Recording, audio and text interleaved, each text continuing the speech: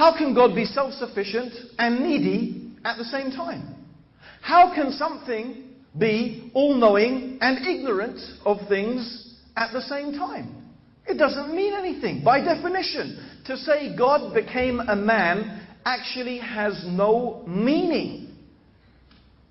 It's not something that can be a truth ever, because it's not something that can ever be proven. It's not something even comprehensible in terms of definition. It's like saying the square became a circle but still was a square. Yeah? The square became a circle but was still a square. That's what we're saying. God is defined by certain things. And man is defined by certain things. And those things are opposites. You can't be the same. You can't be the two things at the same time. In fact, that should be enough for anybody to realize the absurdity of the claim that Jesus is God.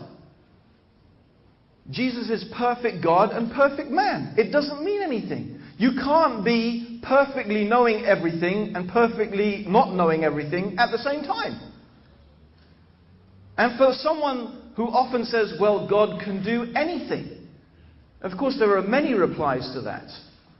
One of them is to answer it with another question. Well, can God do something evil?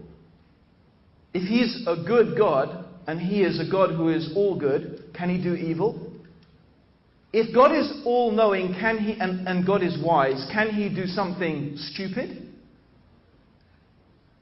No, God has certain attributes. God has a certain nature that defines God. So by definition, that's what defines God. If God is immortal, He does not die. If God is self-sufficient, He does not eat and breathe. And we have too many descriptions in the gospel of Jesus, of His mortality. Of course, according to Christian theology, He dies on the cross. He's killed. Can you kill God? According to the Bible, Jesus doesn't know things. He's ignorant of things. He is weak. He forgets. He's human. He eats. He walks in the marketplace. He breathes air. This is Jesus. There's one amazing example that is so clear. It's the famous example of the fig tree, that one day Jesus is riding on a donkey. Think about it. Does God ride on a donkey? And He sees a fig tree and He feels hungry. So God is hungry. And He wants to eat some figs. So He goes to the fig tree and He finds there's no figs on the tree. That means from the donkey to the fig tree, He couldn't see whether there were figs or not. Is that someone who sees everything? He didn't even know there were no figs on the tree. And it becomes more surprising because when there were no figs on the tree, it says, because it wasn't the season for figs. So He didn't even know when the seasons were. And He's supposed to be the creator of the seasons. So we've got a God riding on a donkey who gets hungry, okay? Who doesn't know whether there's figs on the tree and doesn't even know the seasons of the figs, right?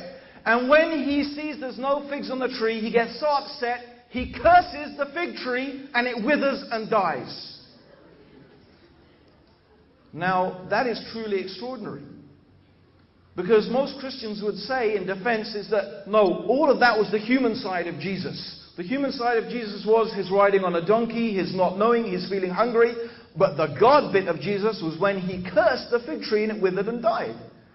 Now, the extraordinary thing is that you have the divine side of Jesus, therefore, acting upon the human side and depending upon it. What does this mean? How can this ever be a truth?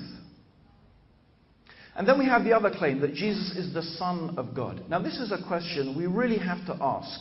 What does a person mean by that? Words have meanings. What does it mean? Son of God.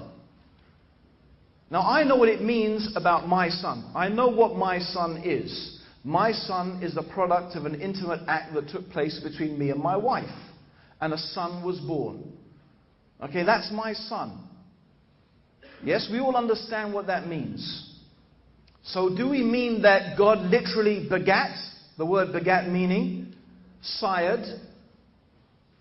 If God literally begat a son, that means God must have had intercourse. God must have begat a son means God must have had intimate relations with a woman. Of course, this is the very question the Quran asks.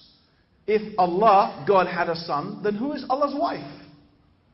If Allah had a son, who is His wife?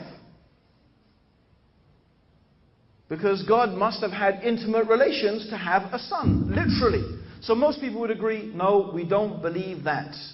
That's not what we say. We don't believe that Jesus is literally the Son of God. Okay, so what do you claim then? That God adopted Jesus as a son?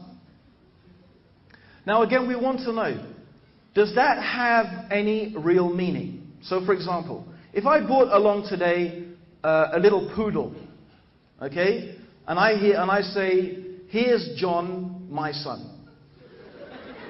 Okay, now I know the Arabs in the audience are going to find this particularly funny, but for us English, you know, there are some English people who, believe me, they love their dogs more than they love their kids. Okay?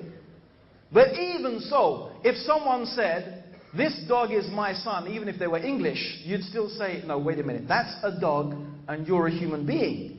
And what if he goes on to say, no, he's my son, he eats with me at the table, the adoption papers are coming through next week, okay, this is my son.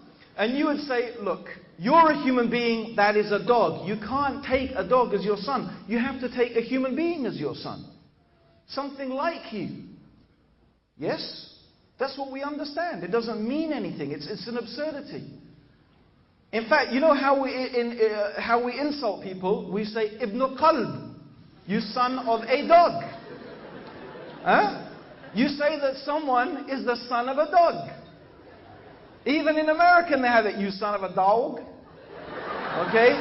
They have that.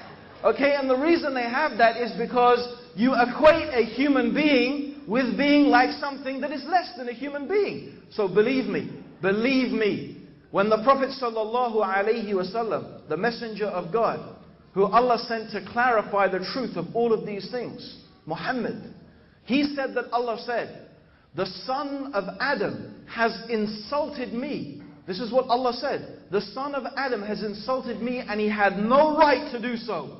What right do we have to insult God? And as for our insulting God, that is our saying that God has a son. That is our saying that God, because we are not anything like God. We are small little specks. I flew in an aeroplane for 24 hours over the surface of this earth. I looked down from all the way up there and humanity became what? Little specks. On an earth that is a little speck.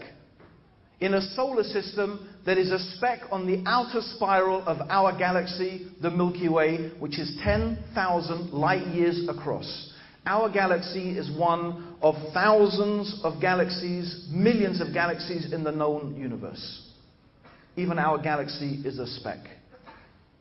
And we're going to say that God, the creator of the universe, this universe, which is, it's like a ring thrown in the desert compared to the kursi.